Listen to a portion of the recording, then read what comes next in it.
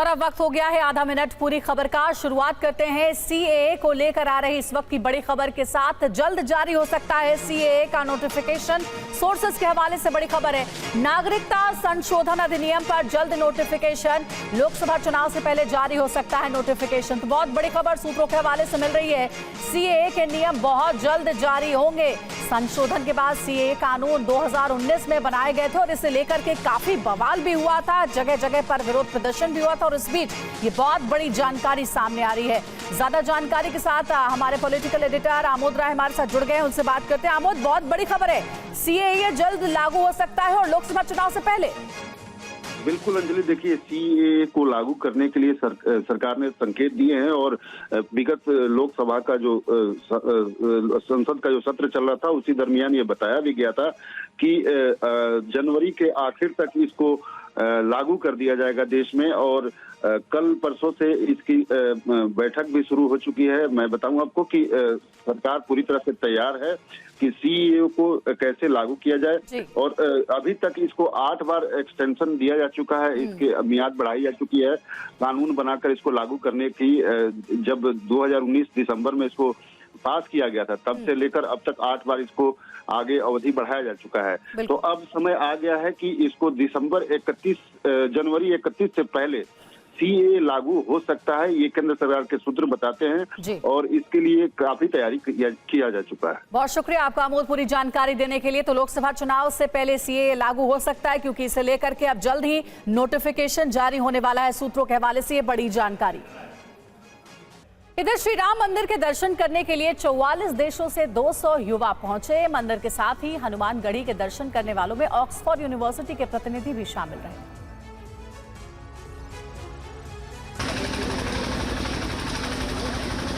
गुजरात के स्वामीनारायण संस्था के प्रमुख 200 युवाओं के समूह के साथ अयोध्या पहुंचे। क्रिसमस के मौके पर पहली बार भारत आए विदेशी युवाओं ने राम मंदिर के दर्शन किए, भारत की सनातन और आध्यात्मिक संस्कृति को करीब से महसूस किया। इसमें इंग्लैंड, ऑस्ट्रेलिया, कनाडा, अमेरिका जैसे देशों के युवा शामिल थे। ऑक्सफोर्ड यूनिवर्सिटी में डिपार्टमेंट ऑफ हिंदुइज्म स्टडीज के डायरेक्टर शौनक ऋषि दास भी इस ग्रुप के साथ पहुंचे।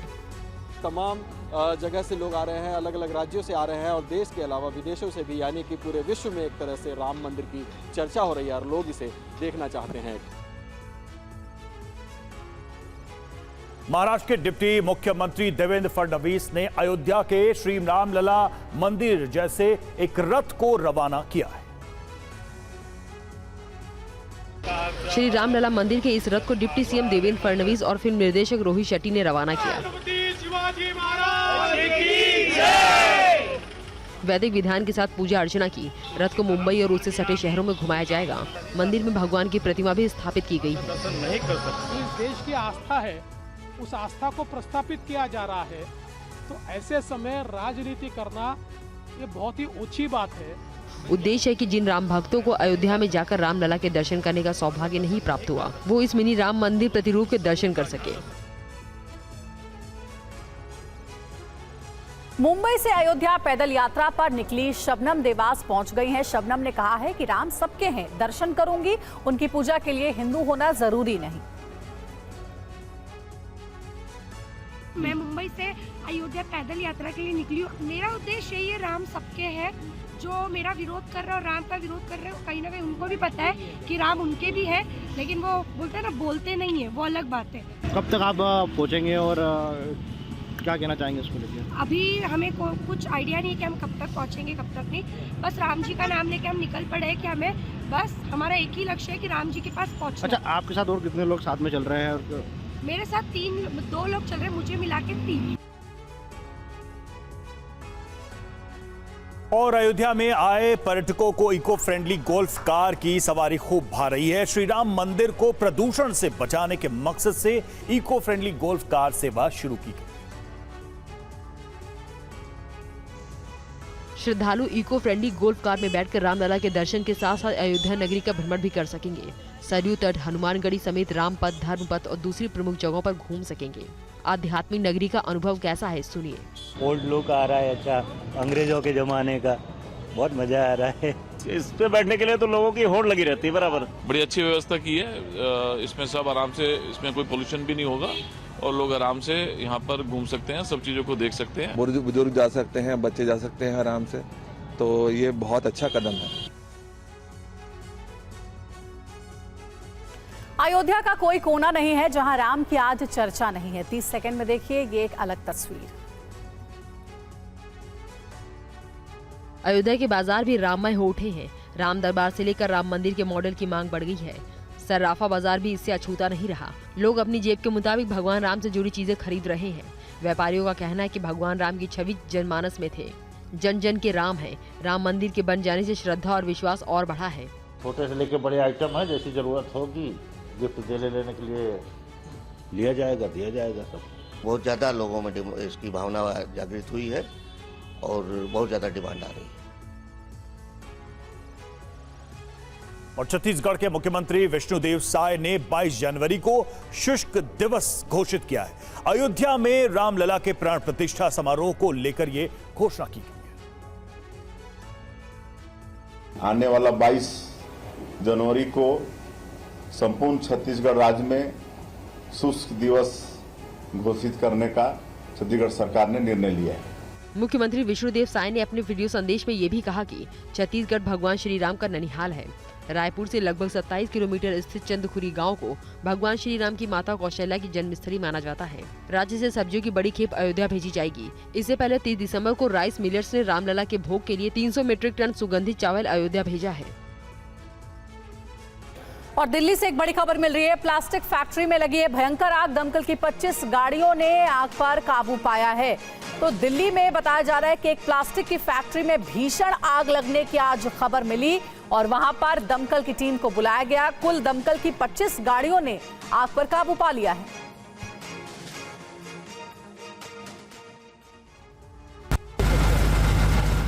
आग के लपटों से जाहिर है कि आग कितनी भयंकर है, जिसे बुझाने के लिए एक दो नहीं बल्कि दमकल की 25 गाड़ियों को बुलाना पड़ा।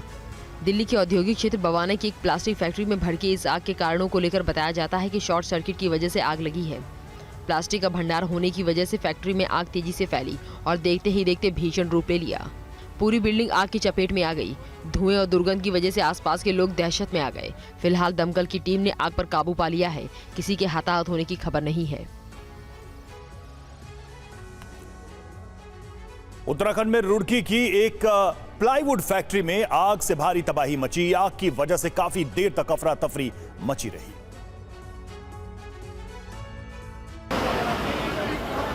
रुड़की के भगवानपुर थाना क्षेत्र के औद्योगिक क्षेत्र के रायपुर गांव के पास मर्सीवुड नाम की फैक्ट्री में देर शाम ये आग भड़की, जिससे कर्मचारियों के बीच अफरा तफरी मच गई। आग ने विकराल रूप ले लिया। आग और धुएं की वजह से गांव के सभी लोग दहशत में आ गए। घुटन के बाद लोग अपने घरों से बाहर निकल आए। पुलिस प्रशासन और दमकल ने काफी मशक्कत के बाद आग पर काबू पाया। इस घटना में लाखों रुपए के नुकसान की आशंका जताई जा रही है। फिलहाल आग लगने के कारणों का पता नहीं चल पाया है। जांच जारी है। और अब आइए खबरों में आगे बढ़ते हैं। वक्त हो चला है लोकल टू ग्लोबल में तमाम अहम खबरें फटाफट अंदाज में देखने का।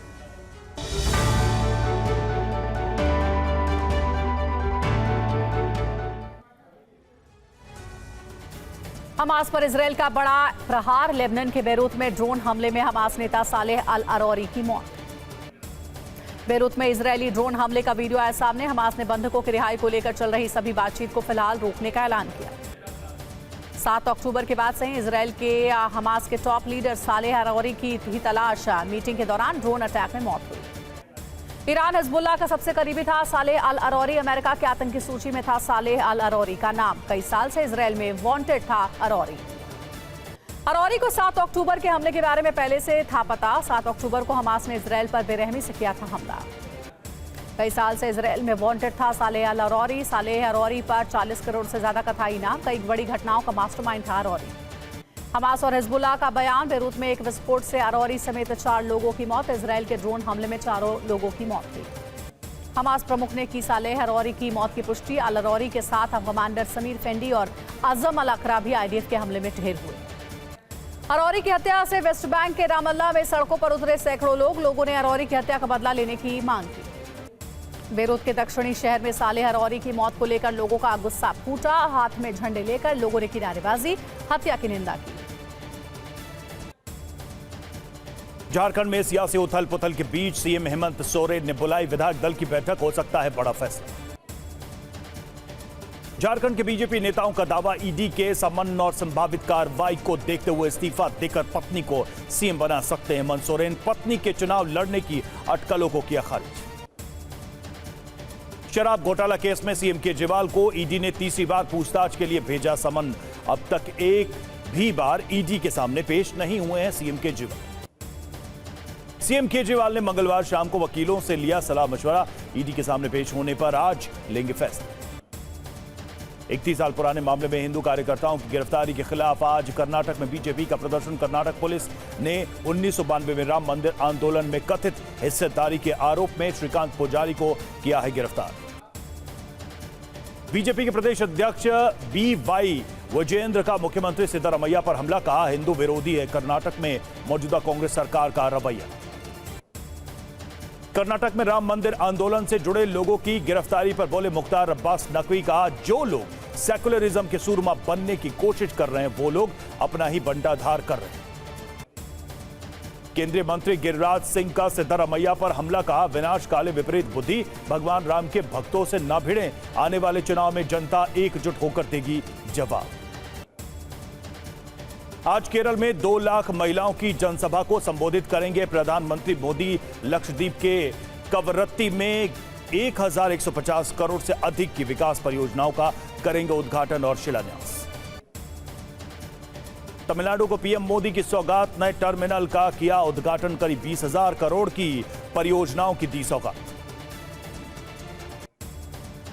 बेरूत के दक्षिणी शहर में भी अरौरी की मौत को लेकर आक्रोश। नेबलिस में भी लोगों ने हत्या को लेकर किया विरोध प्रदर्शन। बेरूत में हमले से और बढ़ सकता है तनाव। हिजबुल्लाह और इजरायल के बीच 2006 में हुए युद्ध के बाद पहली बार इजरायल ने बेरूत के अंदर खुलेआम किया हमला। हिजबुल्लाह ने लेबनान में हत्याओं के खिलाफ इजरायल को पहले ही दी थी चेतावनी। नसरुल्लाह ने नेतन्याहू को कहा था लेबनान की धरती पर किसी की हत्या पर होगी कड़ी कार्रवाई। बेरूत में हमले के बाद लेबनान में दहशत, नसरुल्लाह की नेतन्याहू को धमकी, अरौरी की हत्या के इजरायल को भुगतने होंगे गंभीर परिणाम। गाजा पर इजरायली सेना के हमले से भारी तबाही, गोलाबारी में कई इमारतें तबाह, आसमान में दिखाई दिया धुएं का गुबार। गाजा में आईडीएफ के हमले के बाद आसमान में छाया धुएं का बड़ा गुबार। दक्षिणी गाजा में भीषण लड़ाई जारी, दूसरे इलाकों से हजारों सैनिकों को वापस बुला रहा इजरायल। हेब्रोन में इजरायली सेना पर हमला, देसी बॉम्ब से इजरायली सेना पर किया अटैक, हमले में बाल बाल बचे आईडीएफ के सैनिक। इजरायली सेना का विध्वंसक हमला जारी, गोलाबारी के बाद इलाके में लगी आग, आसमान से उठा काले धुएं का गुबार। दक्षिणी गाजा में विस्थापित फिलिस्तीनियों के बड़ी संख्या में दिखाई दिए तंबू, हमलों के चलते हजारों विस्थापित लोगों को भागने के लिए होना पड़ा था मजबूर। ड्रोन वीडियो आया सामने। खान यूनिस में इजरायल और हमास के बीच आर पार की जंग, आईडीएफ का दावा, हमास के कई लड़ाकों को उतारा मौत के घाट, आईडीएफ ने जारी किया हमले का वीडियो। राम मंदिर को लेकर बीजेपी का बड़ा प्लान, 22 जनवरी को दिवाली जैसा माहौल बनाने का निर्देश। 25 जनवरी से 25 मार्च तक चलेगा विशेष अभियान, लोगों को अयोध्या दर्शन कराएगी बीजेपी। अयोध्या उत्सव को लेकर भव्य बनाने के सीएम योगी ने दिए निर्देश, कहा समारोह यूपी के ग्लोबल ब्रांडिंग का अवसर, सांस्कृतिक, आध्यात्मिक और सामाजिक एकता का प्रतीक है उत्सव। मध्य प्रदेश के सीएम मोहन यादव ने राम मंदिर को लेकर निकाली अक्षत कलश यात्रा, प्रदेशवासियों को बांटा निमंत्रण, कहा राम राज्य की हो रही है पुनर्स्थापना। महाराष्ट्र के डिप्टी मुख्यमंत्री देवेंद्र फडणवीस ने अयोध्या के श्री रामलला मंदिर जैसे एक रथ को रवाना किया। रथ को मुंबई और आसपास के शहरों में घुमाया जाएगा। प्राण प्रतिष्ठा पूजा से पहले श्री राम जन्मभूमि तीर्थ क्षेत्र कमेटी ने किया बड़े रसोई का इंतजाम। देश विदेश से राम भक्तों के द्वारा भेजे जा रहे अन्न को रसोई में रखने के इंतजाम। अयोध्या के दिव्य राम मंदिर के मॉडल की बाजार में जबरदस्त मांग, लकड़ी से बने मॉडल की विदेशों में भी डिमांड। अमेरिका और न्यूजीलैंड में मंगाए जा रहे हैं राम मंदिर मॉडल। राम मंदिर के दर्शन करने पहुंचे 44 देशों से 200 युवा, पहली बार भारत आए हुए एनआरआई युवाओं ने किए राम मंदिर के दर्शन। अयोध्या में आए पर्यटकों के लिए शुरू की गई इको फ्रेंडली गोल्फ कार सेवा। राम मंदिर को प्रदूषण से बचाने के मकसद से शुरू की गई इको फ्रेंडली गोल्फ कार सेवा। अयोध्या राम मंदिर प्राण प्रतिष्ठा के दिन छत्तीसगढ़ में रहेगा ड्राई डे। मुख्यमंत्री विष्णुदेव साय ने की घोषणा, राज्य में बंद रहेंगी शराब की दुकानें। मुंबई से अयोध्या पैदल यात्रा पर निकली शबनम देवास पहुंची। बोली, राम सबके दर्शन करूंगी, उनकी पूजा के लिए हिंदू होना जरूरी है। फिलिस्तीनी रेड क्रिसेंट का दावा, खान यूनिस में रेड क्रिसेंट मुख्यालय पर आईडीएफ ने किया हमला, गोलीबारी में 4 लोगों की मौत, कई घायल। फिलिस्तीन के स्वास्थ्य मंत्रालय का दावा, गाजा में 22,000 से ज्यादा लोगों की मौत जबकि 57,000 से ज्यादा लोग घायल हुए। दक्षिणी गाजा के खान यूनिस में भीषण युद्ध जारी, इजरायल ने गाजा में हमलों से मचाई भारी तबाही, दूसरे इलाकों से इजरायल के हजारों सैनिकों की वापसी। हमास के ठिकानों पर इजरायली एयरफोर्स की एयर स्ट्राइक, आईडीएफ का दावा, हमले के वक्त टनल में छिपे थे कई हमास लड़ाके, हमले में कई हमास लड़ाकों की मौत। इजरायल ने गाजा में उम तौफीक मस्जिद पर किया हमला, इजरायल का दावा, उम तौफीक मस्जिद के नीचे थी हमास की सुरंग में हमास ने बना रखी थी कमांड पोस्ट। गाजा में इजरायल का ग्राउंड ऑपरेशन तेज, आईडीएफ ने रिहायशी इलाके में बने हमास के ठिकानों पर किया हमला, आईडीएफ ने मरकावा टैंक से गोली दागी। गाजा में तबाही की नई तस्वीर आई सामने, वीडियो में चारों तरफ गाजा में दिखी तबाही, खंडर में तब्दील हुई इमारतें, चारों तरफ दिखा मलबा। वेस्ट बैंक के कलकलिया में आईडीएफ पर फिलिस्तीनियों ने जमकर पत्थरबाजी की, लड़ाकों ने आईडीएफ की गाड़ियों पर पेट्रोल बॉम्ब से हमला किया, कई गाड़ियों में लगी आग। इजरायली सेना के प्रवक्ता डैनियल हगारी की हमास को धमकी, कहा हमास के खात्मे तक गाजा में जंग रहेगी जारी, 2024 में जंग नहीं होगी खत्म। आईडीएफ ने गाजा के सजैया में हमास के टनल पर किया हमला, टनल को बॉम्ब लगाकर उड़ाया, आईडीएफ का दावा, हमले में हमास की कई टनल तबाह। बंगाल में सीट बंटवारे को लेकर टीएमसी और कांग्रेस में घमासान, कांग्रेस को सिर्फ 2 से 3 सीटें देना चाहती है टीएमसी। जम्मू कश्मीर में आतंक के खात्मे के लिए एक्शन में गृह मंत्री अमित शाह, लोकल खुफिया नेटवर्क मजबूत करने पर जोर, हाई लेवल मीटिंग में एरिया डोमिनेशन प्लान की हुई समीक्षा।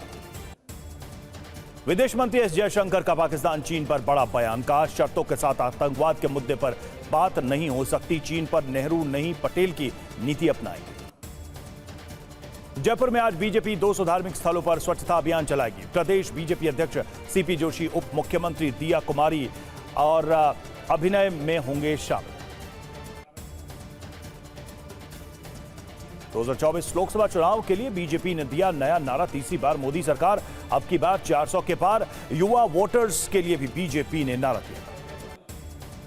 जाति जनगणना पर सुप्रीम कोर्ट का बड़ा आदेश, बिहार सरकार आंकड़े जारी करे, 29 जनवरी को मामले में अगली सुनवाई। नीतीश कुमार बन सकते हैं इंडिया के संयोजक, सूत्रों के हवाले से खबर, इंडिया गठबंधन चेयरपर्सन की कुर्सी चाहती है कांग्रेस, सीट शेयरिंग पर भी कांग्रेस की मुकुल वासनिक कमेटी की राज्यवार चर्चा पूरी। स्कूली बच्चों की सुरक्षा को लेकर सीएम योगी का फैसला, स्कूल से बच्चों को लाने वाली वैन में लगेगा सीसीटीवी, 3 महीने के अंदर सभी वैन मालिकों को लगाना होगा सीसीटीवी। नोएडा में आज से 6 जनवरी तक स्कूल बंद रहेंगे, ठंड की वजह से स्कूल बंद रखने का आदेश, नर्सरी से 8वीं कक्षा तक बच्चों की छुट्टी रहेगी। यूपी में 18 साल से कम उम्र के छात्र छात्राओं को वाहन चलाने पर प्रतिबंध, दुर्घटनाओं को रोकने के लिए लगाया गया प्रतिबंध। के बेत लाहिया में इजरायली सेना ने एक स्कूल पर किया हमला, आईडीएफ का दावा, स्कूल में हमास के लड़ाकों ने बना रखा था अपना ठिकाना, स्कूल के नीचे से कमांड पोस्ट को कर रहे थे ऑपरेट। मीडिया रिपोर्ट के मुताबिक पिछले 24 घंटे में इजरायली सेना ने 200 से ज्यादा फिलिस्तीनियों को मौत की घाट उतारा। जापान के हानेदा एयरपोर्ट पर 2 विमानों की टक्कर के बाद भीषण आग, रनवे पर लैंडिंग के दौरान हादसा, 2 हिस्सों में बटा प्लेन। कोस्ट गार्ड के विमान में सवार 5 लोगों की मौत, हादसे में 379 यात्रियों की बाल बाल बची जान, सभी को सुरक्षित निकाला गया बाहर। रूसी बमबारी से शहरी इलाकों में भारी नुकसान, कई जगहों पर आपात सेवाएं पूरी तरह से ठप, यूक्रेन के कई शहरों में छाया अंधेरा। रूस ने Tu-95MS स्ट्रैटेजिक बॉम्बर से कीव पर किया मिसाइल हमला, हमले के बाद प्लेग्राउंड में लगी आग, हमले के बाद एयर रेड अलर्ट जारी।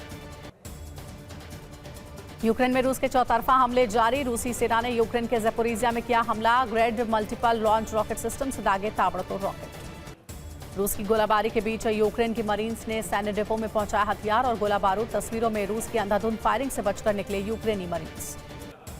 रूसी सेना के हमले में यूक्रेनी लेपर्ड 2 टैंक तबाह, रूस का दावा, यूक्रेन के कई सैनिकों की हमले में मौत, रूसी रक्षा मंत्रालय ने हमले का जारी किया वीडियो। यूक्रेन के खैरसोन में रूसी सेना का भीषण हमला, रिहायशी इलाके में शेलिंग से एक महिला बुरी तरह से जख्मी, ड्रोन अटैक में कई घर तबाह। और झारखंड में ईडी की बड़ी कार्रवाई, सीएम हेमंत सोरेन के करीबियों पर छापा, सीएम के प्रेस सलाहकार अभिषेक प्रसाद की तलाश। हजारीबाग डीएसपी राजेंद्र दुबे के ठिकानों पर छापा। साहिबगंज के डीएम राम निवास की भी तलाश जारी। आधा दर्जन से ज्यादा ठिकानों पर छापेमारी। रांची के पिस्का मोड़, रातू मोड़ पर ईडी का छापा। रोशन नाम के शख्स के यहां भी छापेमारी की गई है। तो बड़ी कार्रवाई हुई है छापेमारी की। हमारे साथ जितेंद्र शर्मा जुड़ चुका हमारे संवाददाता। जितेंद्र, बड़ी कार्रवाई है ये छापेमारी की, अलग अलग जगहों पर अलग अलग लोगों के ऊपर छापेमारी, और कई बड़े अधिकारियों के यहां भी छापेमारी की खबरें सामने आ रही हैं। अवैध खनन को लेकर पीएमएलए यानी कि मनी लॉन्ड्रिंग के तहत एक मुकदमा दर्ज किया था, जिसके बाद आज रांची में एक बार से रेड चल रहे हैं। ये जो रेड्स हैं ये सीएम हेमंत सोरेन के जितने भी करीबी हैं उनके ठिकानों पर की जा रही हैं, जिसमें हेमंत सोरेन के जो मीडिया सलाहकार है अभिषेक। जितेंद्र, अपनी बात पूरी करिएगा। एक तस्वीर हम दर्शकों को दिखाना चाह रहे हैं जहां पर छापे पड़े हैं रांची के उन जगहों पर जहां पर ये ईडी की कार्रवाई चल रही है। वो तस्वीर थोड़ी देर पहले हमने दर्शकों को दिखाई थी और एक बार फिर से वो तस्वीर हम दिखाएंगे। ये देखिए, ये वो ठिकाने हैं, वो जगह जहां पर छापेमारी चल रही है। हम जैसा हमने बताया आपको कि रांची, हजारीबाग के अलग अलग जगहों पर छापेमारी चल रही है। फिलहाल ये तस्वीरें रांची की, और रांची के पिस्का मोड़, रातू मोड़ पर भी छापेमारी की कार्रवाई हुई है। रोशन नाम के शख्स की तलाश है। फिलहाल ये तस्वीरें आपके सामने रांची की उस जगह की, उस ठिकाने की जहां पर छापेमारी की गई है। जितेंद्र, अपनी बात पूरी करें। बिल्कुल, देखिए जो हेमंत सोरेन के जो मीडिया सलाहकार है अभिषेक प्रसाद, उनके यहाँ पर इस वक्त छापेमारी चल रही है। इसके अलावा राजेंद्र दुबे हैं, डीएसपी है हजारीबाग से, इनके यहाँ पर रेड चल रही है। साथ ही जो साहिबगंज के जिला अधिकारी राम निवास, उनके यहाँ भी ईडी की टीम मौजूद है। तो राजस्थान में भी कई लोकेशन पर मौजूद है, इसके अलावा रांची में भी कई लोकेशन पर मौजूद है। और सुबह तकरीबन 6 बजे ईडी की टीम ने एक साथ ये रेड शुरू की है। जी, नजर आप बनाए रखें। शुक्रिया जितेंद्र आपका इस जानकारी के लिए। तो इस खबर पर हमारी नजर बनी हुई है लगातार। फिलहाल रुकते हैं एक छोटे से ब्रेक।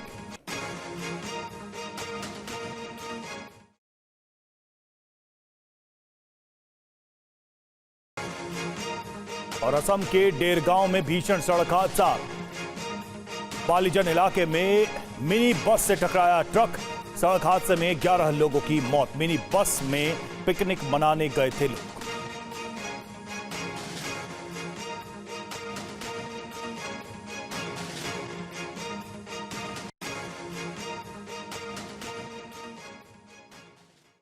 जी हां, तो जब से यह खबर आई है तब से ही इस वक्त मिडिल ईस्ट में हलचल है। हानिया का दाया हाथ अरौरी बेरूत में साफ, और अब हर तरफ निशाने पर है इजरायल। हालांकि इजरायल की तरफ से भी प्रतिक्रिया आई है। कितना तनाव बढ़ा है अरौरी की मौत के बाद से, इस पर डिटेल में, विस्तार में आपको बताएंगे। नमस्कार, मैं हूं आपके साथ रवि मिश्रा और मेरे साथ हैं मेरी सहयोगी सुरभि शर्मा। चलेंगे उनके पास भी तमाम बड़ी खबरों और अपडेट्स के लिए। तो हमास इजरायल जंग पर बहुत बड़ी खबर है ये। इजरायली ड्रोन हमले में हमास के बड़े नेता की मौत हुई है। लेबनान के बेरूत में ड्रोन हमले में सालेह अल अरौरी की मौत हुई है, और इजरायल में वांटेड था सालेह अल अरौरी। तो बड़ी खबर इस वक्त की, अरौरी की मौत हुई है इजरायली ड्रोन हमले में। तो अरौरी जो कि मोस्ट वांटेड था और अमेरिका की मोस्ट वांटेड लिस्ट में भी वो शामिल था। अब बड़ी खबर यही है कि इजरायल ने ड्रोन हमला किया और इस ड्रोन हमले में अरौरी की मौत हो गई। अरौरी मारा गया। लेबनान के बेरूत में ड्रोन स्ट्राइक हुआ और सालेह अल अरौरी मारा गया। हानिया का लेफ्ट हैंड बताया जाता था, हानिया का करीबी बताया जाता था, जिसे मार गिराया है इजरायल। तो बड़ी खबर यही है कि सालेह अल अरौरी के मारे जाने के बाद घिरे इजरायल को लेकर बड़ी खबरें मिल रही हैं, जहां अमेरिकी अधिकारियों के हवाले से खबर आ रही है। अरौरी पर हमले से पहले इजरायल ने यूएस को नहीं बताया, हमले के बाद अमेरिका को जानकारी दी। सोर्सेस के हवाले से ये इंफॉर्मेशन भी मिल रही है कि ये किसी तरीके का कोऑर्डिनेशन अमेरिका के साथ नहीं रखा, और इजरायल ने हमला करने के बाद अमेरिका को इस बारे में जानकारी साझा की है। लेकिन सबसे बड़ी और महत्वपूर्ण खबर है कि किस तरीके से अब सालेह अल अरौरी के मारे जाने के बाद घिरे इजरायल को लेकर भी बड़ी खबरें मिल रही हैं।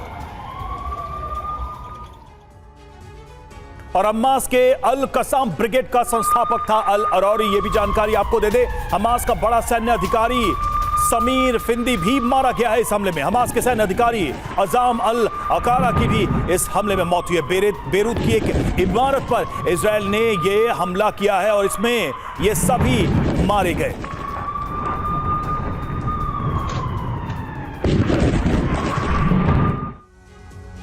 को इजराइल ने लेबनान में हमास के टॉप कमांडर में से एक सालेह अल अरौरी को मार गिराया है। बड़ी खबर आपको टीवी 9 भारतवर्ष बता रहा है, जहां सालेह की हत्या दक्षिण बैरूत में एक विस्फोट में की गई है और अल अरौरी हमास के अल कसाम ब्रिगेड का संस्थापक था। उसने वेस्ट बैंक में ही हमास का नेतृत्व भी किया था। अल अरौरी इजराइल के मोस्ट वांटेड की लिस्ट में रहा शामिल और सालेह अल अरौरी इजराइल की जेल में 15 साल बिताने के बाद लंबे समय तक लेबनान में रहा। पिछले साल अक्टूबर में इजरायली सेना ने रामल्ला के पास उसके घर को ध्वस्त कर दिया था और आज ये सबसे बड़ी खबर सामने आ रही है। आपको बता दें, अमेरिका ने 2015 में उसे वैश्विक आतंकवादी घोषित किया था और उसके बारे में जानकारी देने वाले को 40 करोड़ रुपए का इनाम देने की बात कही थी। और आइए अब आपको बताते हैं सालेह अल अरौरी कौन था और इजराइल ने उसे कैसे लेबनान में घुसकर ढेर किया, कैसे घुसकर मारा। तो सबसे बड़ी बात, बड़ी जानकारी कि सालेह अल अरौरी कौन था, जल्दी से इसको समझते हैं। हमास के अल कसाम ब्रिगेड का यह संस्थापक था अरौरी और हमास के राजनीतिक ब्यूरो का उप प्रमुख था अरौरी, अल सालेह अरौरी। 15 साल इजराइल की जेल में यह बंद रहा था, यानी कि इजराइल के कब्जे में था ये और इजराइल पर हमले का यह मास्टरमाइंड बताया जा रहा है। हमास का यह नंबर 3 कमांडर 2015 में वैश्विक आतंकवादी घोषित किया गया था अरौरी को और अरौरी पर 40 करोड़ रुपए का इनाम था और लेबनान की राजधानी बेरूत में यह मारा गया। अब जो हमला हुआ ड्रोन से वो बेरूत में एक बिल्डिंग में छिपा हुआ था जहां पर यह अटैक किया गया। हमास की बैठक में शामिल होने जा रहा था अरौरी, लेकिन उसके पहले ही अरौरी की मौत हो जाती है। खुफिया सूचना मिली थी इजराइल को और इसके आधार पर यह कार्रवाई की गई, लोकेशन ट्रेस की गई, कहां पर यह मौजूद था। कार पर ड्रोन से अटैक किया गया, हमला किया गया। ड्रोन अटैक में अरौरी की जान चली गई। तो इस तरह से अरौरी को टारगेट किया गया इस ड्रोन अटैक।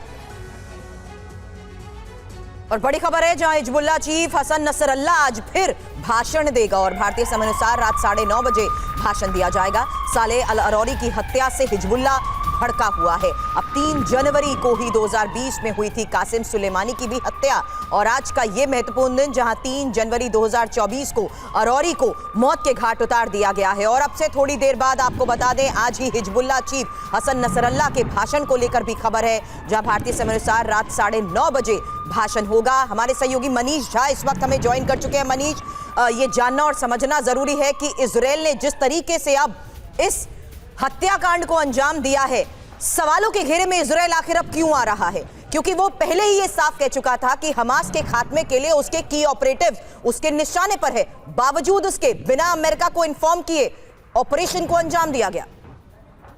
देखिए, यहाँ पर सबसे बड़ी बात यह है कि एक तरफ इजराइल अपनी सेना को गाजा से विड्रॉ करने की बात करता है, कुछ संख्या में विड्रॉ भी कर रहा होता है, वहीं दूसरी तरफ आप लेबनान की राजधानी बेरूत में ड्रोन से हमले करते हैं। निश्चित तौर पर इजराइल के लिए देखा जाए तो एक बड़ी कामयाबी है, लेकिन इसका असर क्या होगा ये अमेरिका को पता है। इसका परिणाम ये होगा कि मिडिल ईस्ट में जो किसी तरीके से अभी युद्ध को भड़कने से रोकने की अमेरिका कोशिश कर रहा है वो अनियंत्रित हो सकता है, जैसा कि लेबनान के प्रधानमंत्री ने भी कहा है। या फिर आने वाले दिनों में इजराइल अलग थलग इसलिए पड़ सकता है क्योंकि इजराइल अगर मनमानी से अपने फैसले करता है तो अमेरिका फिर कह सकता है कि अब आप देख लो, अब आप खुद अपनी समस्या को खुद संभाल लो। और इजराइल भी ये जानता है कि मिडिल ईस्ट में वो तभी तक सर्वाइव कर पा रहा है जब तक अमेरिका उसके साथ, बगैर अमेरिका के वो कुछ नहीं कर पाएगा।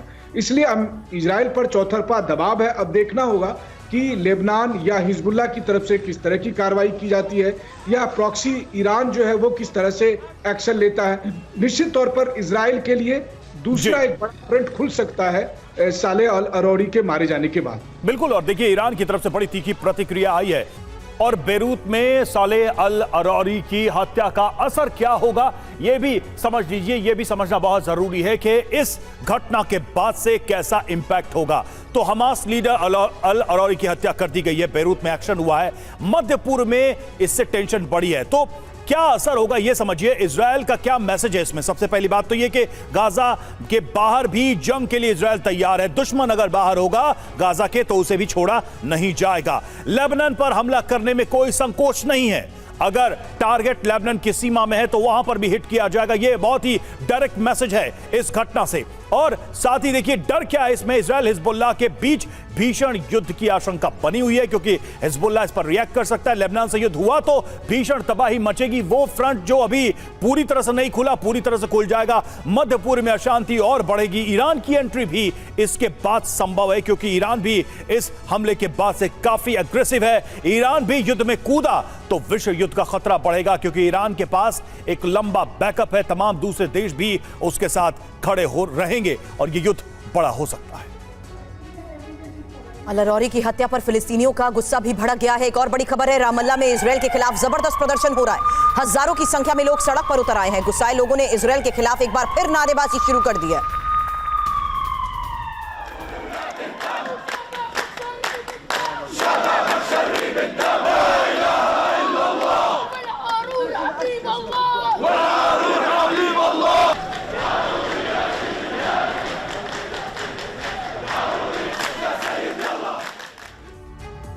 अल-अरौरी की हत्या से ईरान भी भड़क गया है। बड़ी खबर है, ईरान ने इजराइल को धमकी दी है। इजराइल के खिलाफ गुस्सा और भड़केगा। अल-अरौरी की हत्या के बाद ईरान की तरफ से मिल रही ये धमकी, इजराइल के खिलाफ गुस्सा अब और भड़केगा।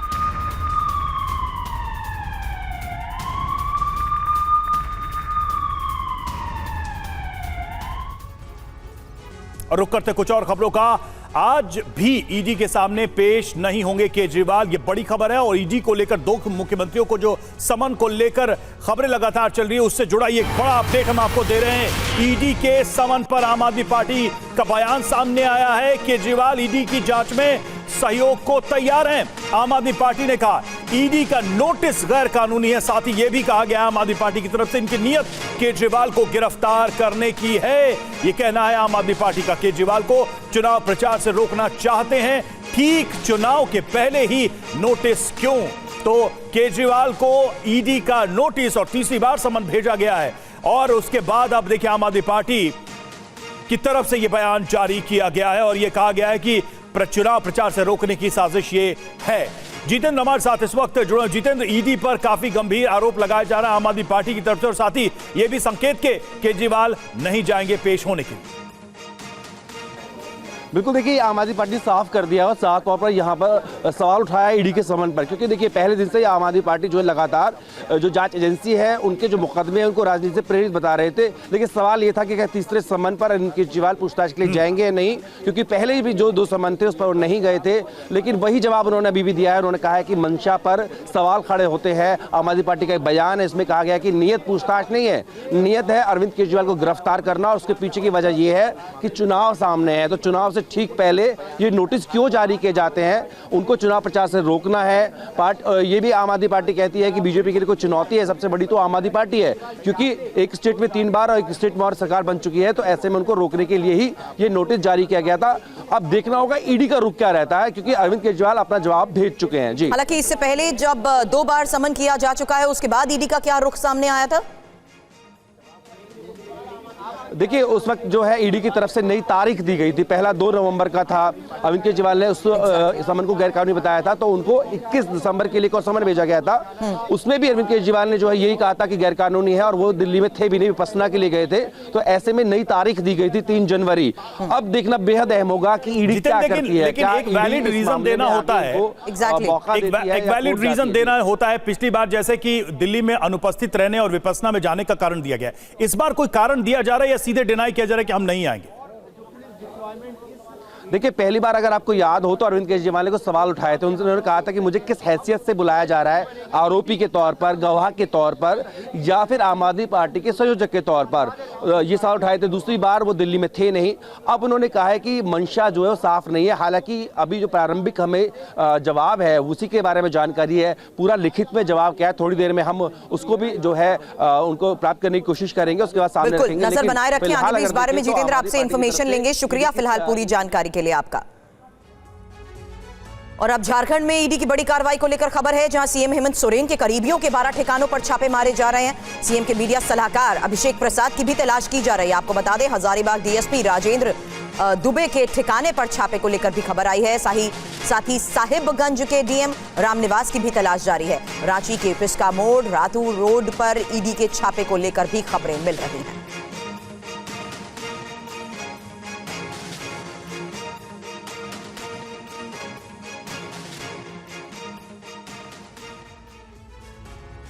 और बात करें झारखंड की, तो झारखंड में एजेंसियों की गतिविधियां काफी तेजी से आगे बढ़ रही हैं। सीएम के करीबियों पर छापे पड़ रहे हैं। ऐसे में अब नजर सोरेन के आज के संभावित फैसले पर है। झारखंड की राजनीति में आज कुछ बड़ा होने वाला है। मुख्यमंत्री हेमंत सोरेन आज बड़ा फैसला ले सकते हैं। ईडी की कार्रवाई की संभावना को देखते हुए हेमंत सोरेन ने आज शाम 4:30 बजे जेएमएम विधायक दल की बैठक बुलाई है। बताया जा रहा है कि ईडी की संभावित कार्रवाई को लेकर सीएम हेमंत सोरेन विधायकों से आगे की रणनीति साझा कर सकते हैं। झारखंड के बीजेपी नेताओं का दावा है कि ईडी की सम्मन और संभावित कार्रवाई को देखते हुए हेमंत सोरेन इस्तीफा देकर अपनी पत्नी को सीएम बना सकते हैं। और चर्चा जोरों पर है कि हेमंत सोरेन जी कुछ समझ में अब आ चुका है कि लगता है कि वो होटवार के वो करीब पहुँच चुके हैं। इसलिए बिहार में जिस प्रकार से लालू यादव ने बेऊर जेल जाने के पहले अपनी पत्नी को बना दिया था, तो वैसे उनके लिए जगह खोज रहे हैं बनाने का। हालांकि हेमंत सोरेन ने उनकी पत्नी के चुनाव लड़ने की अटकलों को खारिज कर दिया है। दरअसल गांडी विधानसभा क्षेत्र से जेएमएम विधायक डॉक्टर फराज अहमद के अचानक इस्तीफे के बाद ये हेमंत सोरेन को लेकर चर्चा जोरों पर है। इससे पहले कल हेमंत सोरेन ने अपने पिता शिबू सोरेन से बंद कमरे में मुलाकात की। आपको बता दें कि ईडी ने जमीन घोटाले के मामले में हेमंत सोरेन को अब तक 7 समन भेजे हैं। रुपेश हमारे सहयोगी इस वक्त हमें ज्वाइन कर चुके हैं। रुपेश, क्या अपडेट इस छापेमारी को लेकर, और इम्पोर्टेंट ये भी है कि किस तरीके से अभी तक हेमंत सोरेन समन को नजरअंदाज करते आए हैं, लेकिन इस बीच होने वाली विधायक दल की बैठक में बड़े फैसले को लेकर चर्चा।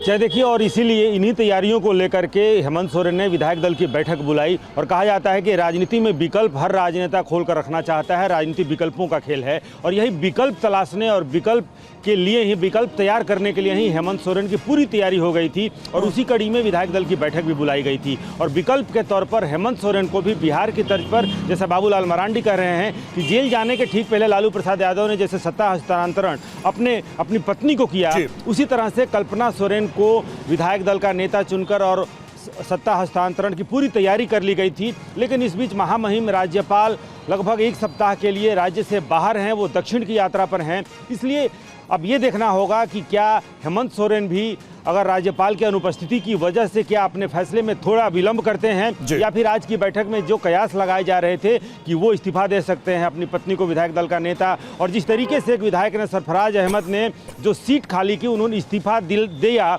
उसको लेकर के चर्चाओं का बाजार बहुत आगे बढ़ गया कि आखिर ऐसी क्या परिस्थिति थी कि जेएमएम के विधायक को अभी उन्होंने इस्तीफा दिया या इस्तीफा दिलवाया गया। वो भी सरफराज अहमद ऐसी विधानसभा सीट से हैं गांडे, जहां से जेएमएम का कब्जा रहा है, जहां जेएमएम का गढ़ है, और जहां से ये माना जाता है कि बहुत आसानी होगी। रुपेश, झारखंड की राजनीति में अटकलों का बाजार गर्म है, और समझा जा सकता है जिस तरह की हलचल है, इसका मतलब ये है कि सब कुछ ठीक तो नहीं लग रहा। बहरहाल इंतजार करना होगा कि आखिर जेएम की तरफ से क्या फैसला लिया जाता है, सोरेन की तरफ से क्या निर्णय लिया जाता है। शुक्रिया आपका हमसे जुड़ने के लिए। और हिंदू कार्यकर्ता की गिरफ्तारी पर कर्नाटक में हंगामे को लेकर बड़ी खबर है, जहां गिरफ्तारी के खिलाफ सड़क पर बीजेपी उतरेगी। और अयोध्या आंदोलनकारी की गिरफ्तारी पर हंगामा। आपको बता दें, राम मंदिर आंदोलन से जुड़े श्रीकांत पुजारी की गिरफ्तारी। एक तरफ उत्तर प्रदेश के अयोध्या में 22 जनवरी को रामलला की प्राण प्रतिष्ठा की तैयारियां चल रही हैं। वहीं कर्नाटक में 31 साल पुराने अयोध्या मामले में एक हिंदू कार्यकर्ता श्रीकांत पुजारी की गिरफ्तारी पर सियासी बवाल मचा हुआ है।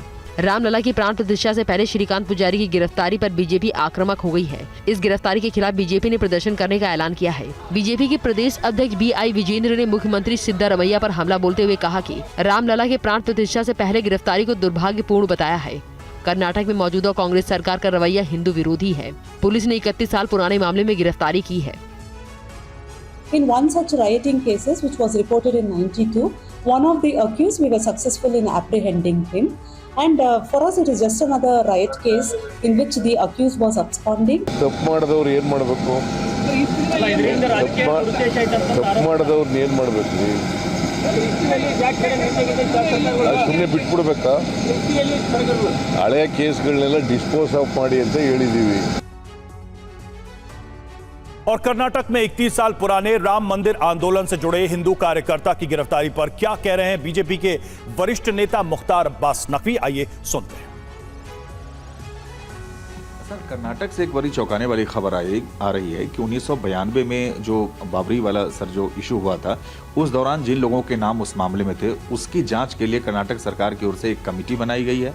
300 लोगों की सूची तैयार की गई है और एक व्यक्ति को सर गिरफ्तार भी किया गया। और दिलचस्प बातें हैं, जितने भी लोग हैं सर, सबकी आयु 75 साल से ऊपर के है। देखिए, मुझे क्या लग रहा है कि ये जो सेकुलरिज्म के सूरमा बनने की कोशिश कर रहे हैं जो लोग, वो लोग अपना ही जो है वो बंटाधार कर रहे हैं।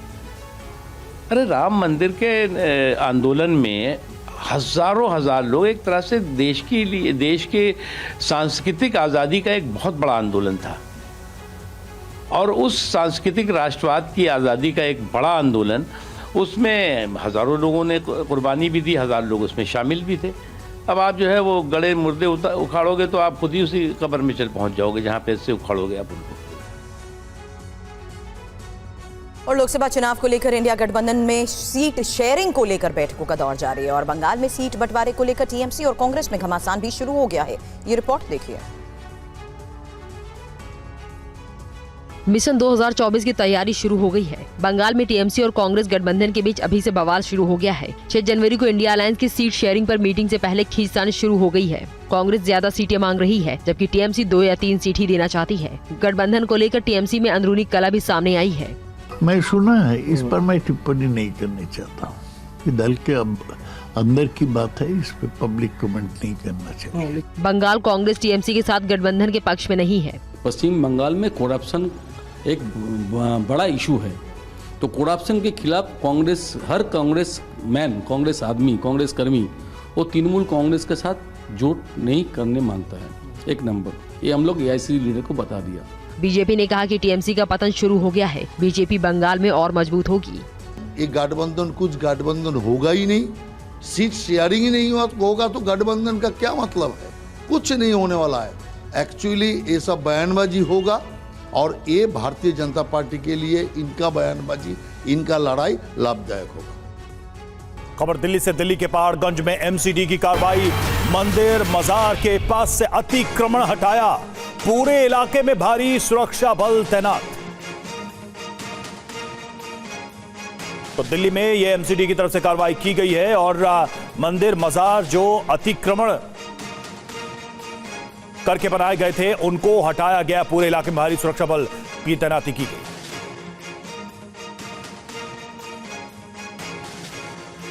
तो एमसीडी की कार्रवाई हुई है पहाड़गंज में। एमसीडी ने ये एक्शन लिया है और अतिक्रमण हटाने के लिए टीम पहुंची है। यहां पर मंदिर मजार के पास से अतिक्रमण हटाया गया है। मंदिरों और मजारों के पास जो भी इंक्रोचमेंट था उनको हटाया गया है। पूरे इलाके में इसको देखते हुए भारी सुरक्षा बल की तैनाती भी की गई है। पहाड़गंज दिल्ली में एमसीडी का एक्शन, एमसीडी की कार्रवाई। विवेक हमारे साथ, हमारे संवाददाता जुड़ चुके हैं, सीधे चलेंगे उनके पास। विवेक, पहाड़गंज के किस एरिया में ये कार्रवाई की जा रही है और किस तरह का इंक्रोचमेंट है? क्या ये मंदिर के बाहर का इलाका है या फिर कोई दूसरा स्ट्रक्चर है जिसको एमसीडी हटाने यहां पहुंची है, और सुरक्षा कैसे की गई? देखिए, इस वक्त हम मौजूद हैं रानी झांसी रोड पर, जहां तस्वीरों में देख सकते हैं कि एमसीडी के द्वारा जो है यहाँ पे बुलडोजर एक्शन जो है वो लिया जा रहा है और जो यहाँ पे मंदिर और मजार है उसके बाहर की तरफ जो अतिक्रमण था उसे हटाया जा रहा है। यानी कि फुटपाथ के ऊपर जो अतिक्रमण किया गया था उसे यहाँ से हटाया जा रहा है और एहतियात के तौर पर यहाँ पे पैरामिलिट्री फोर्स और दिल्ली पुलिस के जवानों को तैनात किया गया है। सड़क के चारों तरफ बैरिकेडिंग की गई है। ट्रैफिक की आवाजाही को पूरी तरह से यहाँ पर बंद कर दिया गया है। जो आसपास लोग रहते हैं उन्हें यहाँ पे आने की इजाज़त जो है वो नहीं दी जा रही है। देख सकते हैं तस्वीरों में कि आपको पैरामिलिट्री फोर्स और दिल्ली पुलिस के जवान जो है वो यहाँ पर आपको तैनात नजर आएंगे और सामने ठीक आपको बैरिकेडिंग जो है वो नजर आएगी। और यहाँ पर जो आप ये देख रहे हैं कि यहाँ पर जो अतिक्रमण किया हुआ था वो पूरी तरह से यहाँ से उसे हटा दिया गया है। ये जेसीबी मशीन लगातार अपने काम में लगी हुई है। मेरे ठीक सामने आपको जेसीबी मशीन नजर आएगी जो कि यहाँ पर जो बड़े बड़े पत्थर थे उसे काटने का काम कर रही है। आगे की तरफ बात करें तो आगे की तरफ जो भी अतिक्रमण था उसे भी हटाया गया है। यहाँ पे जो आपको ट्रक बड़े बड़े नजर आएंगे इसमें मलबा भरा जा रहा है। यह साफ है कि जो भी अतिक्रमण हटाया जा रहा है उसे गाड़ी में डाल के साफ भी किया जा रहा है। तो साफ है कि जो भी इस सड़क पर अतिक्रमण किए गए थे, मंदिर या मजार के ठीक बाहर जिस तरह का अतिक्रमण था उसे हटाया जा रहा है और एहतियात के तौर पर यहाँ पर काफी तादाद में पुलिस फोर्स को तैनात किया गया है और समय समय पर यहाँ पर कार्रवाई जो है वो की जाती है। पहले भी यहाँ पर जो अतिक्रमण थे उसे हटाया गया था, लेकिन बाद में एक बार फिर ये अतिक्रमण देखने को मिले थे, जिसके बाद एमसीडी ने यहाँ पर एक्शन लिया है। तो आला अधिकारी दिल्ली पुलिस के मौके पर मौजूद है, पैरामिलिट्री फोर्स के जवान तैनात है जो कि चप्पे चप्पे पर निगाह रख रहे हैं। बैरिकेडिंग कर दी गई है और यहाँ पर जो भी अतिक्रमण किया गया था उसे आगे भी इस बारे में आपसे अपडेट लेंगे। शुक्रिया फिलहाल पूरी जानकारी के लिए। तो दिल्ली के पहाड़गंज में एमसीडी की कार्रवाई और जिस तरीके से अतिक्रमण की कार्रवाई चल रही है उसी की सीधी तस्वीरें आपको हम दिखा रहे थे। अब अगली बड़ी खबर, जहां मुंबई में अंडरवर्ल्ड की संपत्ति नीलाम होने वाली है और रत्नागिरी में मौजूद डॉन की 4 संपत्तियों की 5 जनवरी को नीलामी होगी। कहां पर है डॉन की जमीन और क्या है उसकी कीमत, इस रिपोर्ट में देखिए। अंडरवर्ल्ड डॉन दाऊद इब्राहिम भले ही सुरक्षा एजेंसियों को चकमा दे रहा है, लेकिन भारत में उसकी संपत्ति नीलाम हो रही है। डॉन के 4 खेत जल्द ही नीलाम होने वाले हैं। 5 जनवरी को सैफमा के जरिए दाऊद की जमीन की नीलामी होगी। इसके लिए रजिस्ट्रेशन भी किया जा रहा है। रत्नागिरी के खेड़ में दाऊद के 10,420 वर्ग मीटर का खेत, जिसकी रिजर्व कीमत 9,41,280 रुपए है। दूसरे खेत 8,953 वर्ग मीटर का है, जिसकी कीमत 8,08,770 रुपए रखी गई है। दाऊद का तीसरा खेत 170.98 वर्ग मीटर का है, जिसकी कीमत 15,440 रुपए है। चौथा खेत 1730 वर्ग मीटर का है, जिसकी कीमत 1,56,270 रुपए है।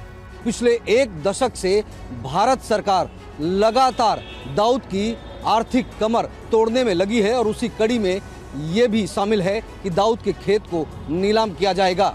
इसके पहले दाऊद की कुल 11 संपत्तियों को नीलाम किया जा चुका है। और महाराष्ट्र आईएसआईएस टेरर मॉड्यूल में बड़े खुलासा हो रहे हैं। एनआईए की चार्जशीट में टेरर मॉड्यूल में बड़ा खुलासा हुआ, जहां एक आतंकी ने आईएसआईएस को फंड मुहैया कराया और शर्जील शेख ने बैंक खाते से टेरर फंडिंग की। आपको बता दें, शर्जील शेख के फोन से एनआईए को वीडियो सबूत भी बरामद हुए हैं। फोन से एनआईए को लोन वुल्फ अटैक के वीडियोस भी मिले हैं। राजीव हमारे सहयोगी इस वक्त हमें ज्वाइन कर चुके हैं और अपडेट के साथ। राजीव, अब क्या बड़े सबूत हाथ लगे हैं और उस आधार पर आगे क्या इन्वेस्टिगेशन? सुरभि, देखिए, सबसे बड़ा एविडेंस ये मिला है कि आईएसआईएस को बाकायदा पैसे ट्रांसफर किए गए थे। $176 ट्रांसफर किए गए थे, लगभग 15,000 रुपए। और बोरीवली पड़सा, जो कि ठाणे इलाके में आता है, उस इलाके को एक सीरिया का रूप देने की कोशिश की गई थी। इसके अलावा कई ऐसे वीडियोस मिले हैं जो कि आईएसआईएस की जो क्रूरता है, आतंकवादी गतिविधियों की जो क्रूरता है, उसमें लोन वुल्फ अटैक, सर काटना, तमाम ऐसे वीडियोस हैं जो उसमें प्रूफ के तौर पर मिले हैं, जो ये दिखाते हैं कि किस तरह से ये तमाम लोग जो गिरफ्तार किए गए हैं ये आतंकी गतिविधियों में लिप्त थे और एक दूसरे के साथ बाकायदा व्हाट्सएप पे, टेलीग्राम पर सारी इंफॉर्मेशन शेयर करते थे, मीटिंग करते थे और लोन वुल्फ की भी प्लानिंग कर रहे थे कि किस तरह से भीड़भाड़ वाले इलाके में वो इस तरह के अटैक कर सके। लेकिन जो पैसे ट्रांसफर करने का मामला सामने आया है वो अपने आप में बहुत बड़ा एविडेंस है, जो कि कोर्ट में निश्चित तौर पर ये इनके खिलाफ एक बड़ा सबूत होगा। चलिए, मामले की इन्वेस्टिगेशन पर नजर बनाए रखें, आगे भी अपडेट लेंगे। शुक्रिया राजीव।